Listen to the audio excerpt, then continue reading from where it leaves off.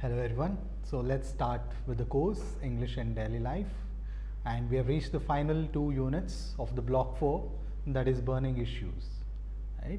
So what is the block 3 what is a block what is the unit 3 of the block 4, that is young leaders. We will look at this unit in a very detailed way. So what are the objectives of the unit? Let's look at the objectives. One is to enhance your vocabulary. Right. So when we talk about young leaders, what are the kind of vocabularies that is associated with it. And the second, we need to learn and practice direct or indirect speech. Right. So in different circumstances, we use different kinds of speech. Right. So especially when we are saying it directly to the person, then we will use direct speech. Sometimes that we use it in a past or use it in a future tense, then we will use the indirect speech to address the person or address the speech. And what is the third objective? The third objective is in order to learn how to make an impressive and convincing speech. The great leaders always make an impressive and convincing speech, right? So that is the standout quality of the great leaders. So they always know how to convince people, and that is why they make such an impressive and convincing speech. So we will look at how to make, what are the qualities, what are the characteristic features that is involved with the impressive and convincing speech. And fourth, in order to learn how to write a short biographical sketch using verbal inputs. So we will look at, making a biographical sketch of a person using verbal inputs. Now let's look at the basic questions, which is significant in the unit. That is, who is a leader? A leader is a visionary individual who leads and inspires people. We all know that, right? A powerful leader can inspire people, who can convince people, who is also visionary, who knows what will happen in the future, and then who can predict the future, right? So these are all the qualities of a good leader. A leader seeks change and are not afraid of giving their 100% to bring about the change, right? All the efficient leaders, all the powerful leaders, so they seek change and they're not afraid of giving in their 100% to bring about the change, right? So they always give 100% to remain in power and to remain satisfying the people's demands, and at the same time, in order to have a visionary approach, in order to take the country, in order to take something in a direction that is beyond the given time and period, right? So that is what the leaders do, and leaders take their people along and aspire to work collectively, right? The very good feature of a good leader is always the leader who takes along, who takes the people along. The leader who just doesn't work for himself or herself, but who takes the people along with them. That is the very essential quality of a good leader, and aspire to work collectively. It is not as individual work. They do not aspire for the centralization of power. They always aspire to work collectively, to bring the people together and take the people along with them. So that is the quality of a good leader, right? So leaders share their credits with the people and bear the responsibility of their actions.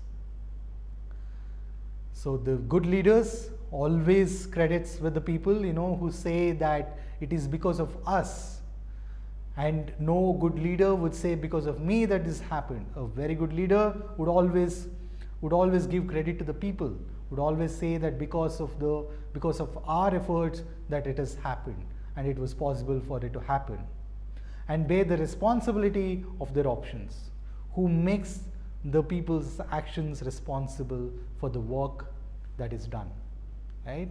So the good leader just doesn't blame people for the wrong actions and then take all the credit for the right ones. The good leader always gives the credit and then takes the credit for a good possible work. And what are the some of the vocabulary that is attached with the leadership? We all know that we have, we always use this in our everyday lives, that leader, that is noun, and the verb for this is lead. Adjective for leader is again lead. Adverb is leading. So these are, these are related to leader, lead, lead, leading. So noun, verb, adjective, and adverb.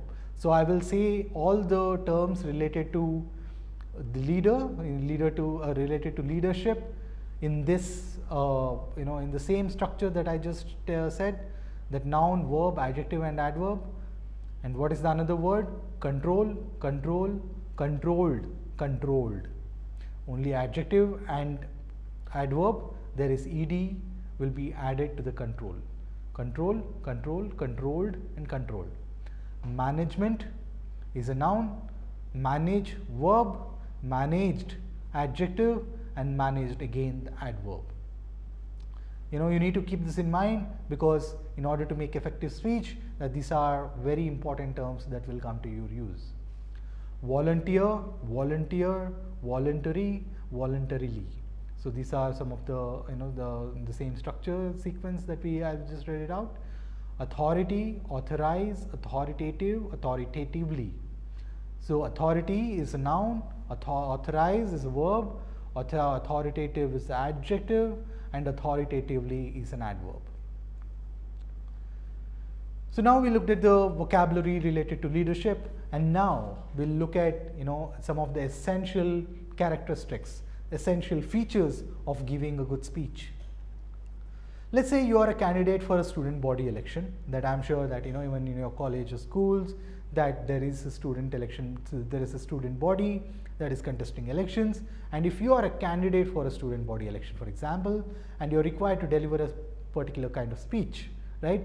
And that speech, what should it include? So we'll look at some of the components that is included in the speech. Your speech should be clear and confident. Of course, that we spoke about it, that the essential characteristics of a good leader is always the leader will always speak clearly and confidently. And you need to include some of the points here, in order to make a good speech. That is your name and which student group you represent. That you need to stress on these things, because that is what will be registered in the listener's mind.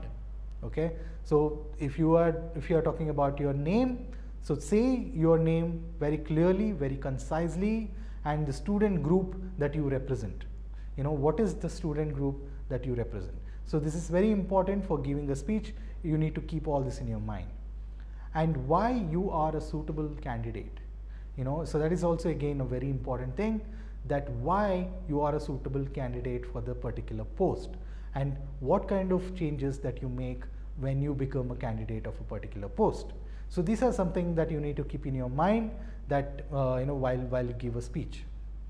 What are your visions for the institutions that you are a part of?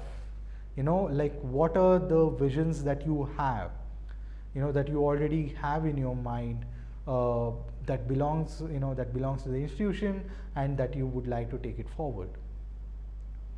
What are the plans if you are elected? Of course, that we discussed how important it is to make the plan. What are your plans if you are elected? If elected, then what are the plans that you are able to implement? What are the kind of vision that you have? How are you different from the other candidates? You need to stress on this point, that how are you different from the other candidates? Like, otherwise, anyone can ask a question that why you, right? Why do we elect you? That what exactly that distinguish you and others, right? So you can say, that is why that it is very important for you to say that what are the different characteristics that you have that is different from that of the other candidates. Okay, so now we will look at some of the direct and the indirect speech. While you are making speech, this becomes very important, the direct and indirect speech. Direct speech are the words that are reproduced exactly they were said, right? So indirect speech is the reporting of the words spoken by someone else, but not exactly as they said it, right? Let's see, what are the crucial difference between the direct speech and the indirect speech. The leader told the people to come together and fight the evils of the society. So this is in past tense, right? Somebody is recording what the leader has already said. And this is in an indirect speech, because this is not the leader is saying something. This is what somebody who is reporting the leader is saying. What is somebody who is reporting the leader is saying? The leader told the people to come together and fight the evils of the society. So that is why this is the indirect speech, because this is not what the leader is saying, this is someone else is saying what leader has said. And we'll look at the direct speech. What leader said? The leader said, "My beloved people, come, let us fight the evils of the society together."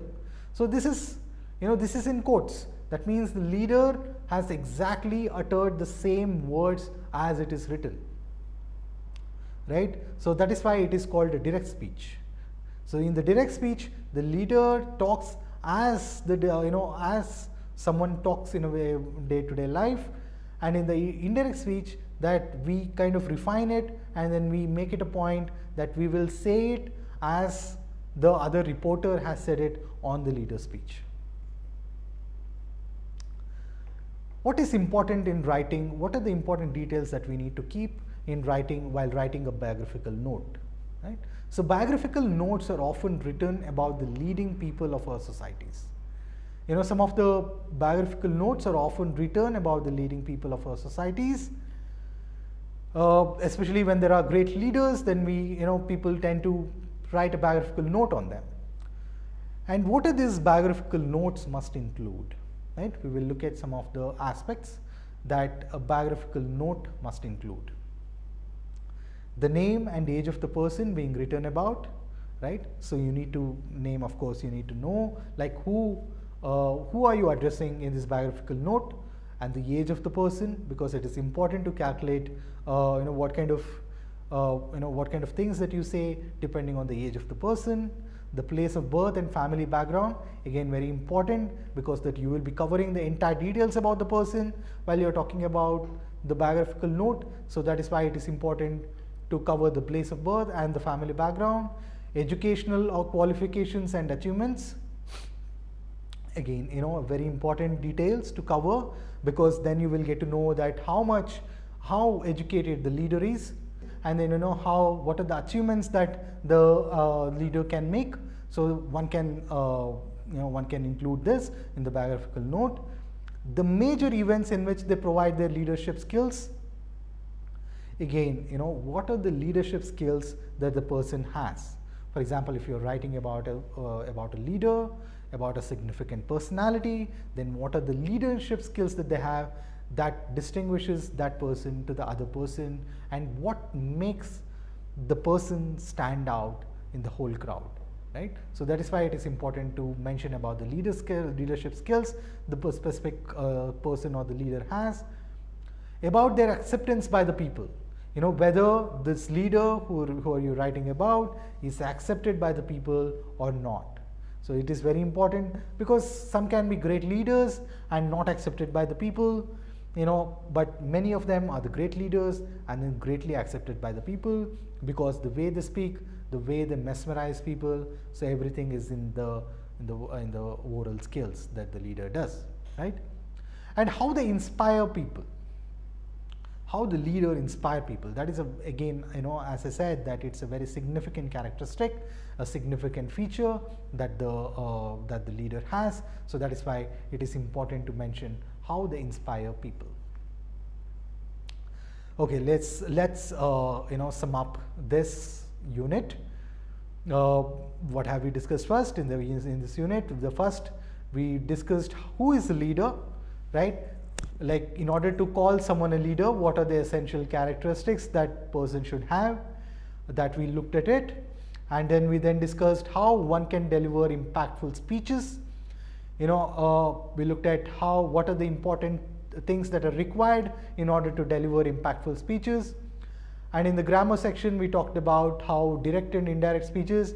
We looked at if a leader is speaking, then how we tend to use a direct speech, and if a reporter is directing a leader's speech, then how the reporter tend to use the indirect speech. right? So we used at the and what kind of impact that makes when you use the direct speech, and what kind of impact that makes when you use the indirect speeches, that we also looked at it in this section. Finally, in the end, we discussed about how we can write biographical notes of famous leaders and personalities, right? Some of the essential characteristic features that that a person has, and then how it has to come in the biographical notes that one has to make. And these some of the points that you need to keep in mind when you're making biographical notes about writing a person, right? So these are some of the things that we need to keep in our mind when we write a biographical notes of a famous leader and personalities. So with this, we will end up this unit 3 of the block 4, and now we will move on to the next unit, that is doing away with exams. That is the unit 4. We have reached the final unit of the block 4, right? So now we will look at the objectives of the unit. What is the first objective? The first objective is to form an opinion about the evaluation system in schools, viability of exams, and whether exams are important or not in their present form, right? So what are some of the important some of the important evaluation systems that are available in schools, and then how viable are exams, and whether exams are important or not in the present form. So you look at all this in this section, and we will look at it. We'll look at the the development of vocabulary related to examination, right? So some of the vocabularies that are related to examination, and that is important to consider, and to understand the use of main clause and subordinate clause. So we'll look at some of the grammatical section in this. To express yourself on a given topic logically and systematically. Very important again. How do you express yourself on a given topic logically and systematically, right? So now we will look at some of the aspects that becomes very crucial, especially when you are taking exams, right? When you are focusing on exams. One is the stress of exams. Examinations are a way to evaluate how much a student has learned over a period of time. That we all know what is the significant feature of the exam, right? Examination are a way to evaluate how much a student has learned over a period of time. This is examinations. We all know about the examinations. Especially in India, examinations are very rigorous and follow a standard marking system, right? So I'm sure that you must have all gone through examinations in one point or the other, and you all know how rigorous it is, and what are the points that we need to remember, what are the points that we need to, we need to be very strategic about the exam. We need to know like what are the sections that we need to attend, and if we attend the sections, that how can we manage the time, and how in depth that we should go while we write an exam. So we know about this, and especially in India, the examinations are very rigorous and follow a standard marking system. This does not take into consideration the unique abilities of each learner, and thus puts unfair pressure on students. This is very true, right? So for example, what examination does is that it looks everybody as equal. It looks at everybody has the same potential, but usually that is not the case, right? If you are not good in math, then you might good in literature. If you are not good in social sciences, you might good in in statistics. So there are different potentials that each individual has, right? So that is why what examination does is that it always looks at everyone in a same manner. That even if you are good at statistics, that if it is a social science exam, it will base you on the ability to take the social science exam, right? So in the social science exam, it will not make you evaluate based on the statistics marks. So that is why even though you're good at statistics, that you might not be able to compete with the social science people, because from people from the social science stream, because you might not be good at it. So that is why the examinations in India usually puts unfair pressure on students, because it makes everything uniform, and then it judges everyone on the same level. Many students face extreme examination stress that disrupts their performance during the exams. That we will get to know during every year when there are exams, when there are competitive exams like UPSC, or there are competitive exams like JEE, or the or the other competitive exams, that we always read in the newspaper or watch it in the television that the students face extreme examination stress that disrupts their performance during the exams. And then we have read the report that many students were not even able to attend the exams because of the examination stress that they have. And this is what the Indian education system does, that it builds unnecessary pressure, very unfair pressure on the students, and thus make them really difficult to prepare for the exams. What is some of the vocabulary that we need to be aware of, especially when we are talking about the exams? Some positive and negative emotions associated with the exams. We'll look at it. The positive and the negative. The positive aspects about the exam is prepared, and the negative, anxiety. And the positive, thorough. I have thoroughly prepared for the exam. And the negative, nervousness. I'm very nervous, to write the exam. So that is why it is negative. Calm. This person is very calm throughout the exam, which is a good thing. So that is why it is positive. Tension. I'm very tensed. I'm very tense to write this exam. So again, this is negative. Composed. I'm very composed while writing an exam. I was completely composed, especially when we are sitting in an examination hall. Positive. Negative, underconfident. I feel very underconfident to write because I don't know any answers to write for this question, right? These are some of the vocabularies that are related to exams. And especially when you are feeling stressed, right? When you are feeling stressed and when you have fears and anxieties, that it is very important to seek a counselor's advice, right? So educational systems, institutions usually have counselors who help students to cope with their fears and anxieties. Most of the education systems, institutions have counselors who help students to cope with their fears and anxieties. These counselors are generally psychologists or psychiatrists who understand the stress of a young mind feels at the prospect of the exams.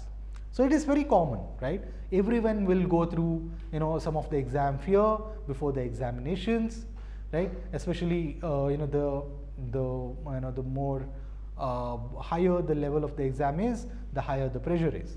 So that is why the counselors are generally psychologists or psychiatrists. They understand the stress of a young mind feels at the prospect of the exams.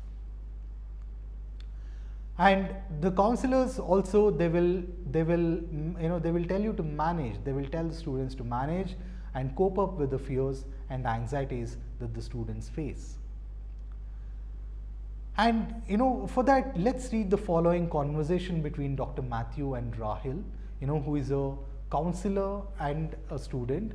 So the conversation between the counselor and the student, it is very important to understand that how some of the words are used here, and then how it is important, how it is helpful for a student to get counseled by the counselor.